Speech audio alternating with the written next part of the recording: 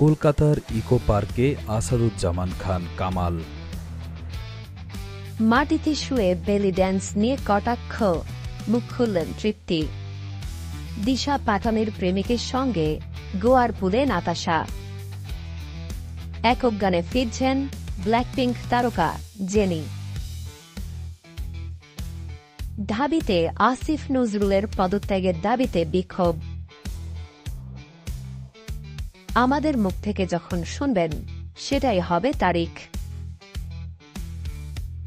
20,000 বাংলাদেশির passport ফেরত দিয়েছে ভারত।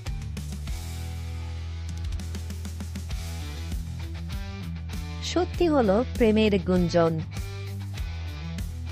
ভারত সহ 5 দেশ থেকে রাষ্ট্রদূতদের ঢাকায় ফেরানো হচ্ছে। আরও একবার ব্যাটিং ধসে টেস্ট হারল বাংলাদেশ।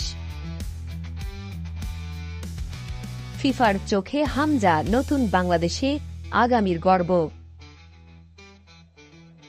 টানা 4 দিন বৃষ্টির পূর্বাভাস।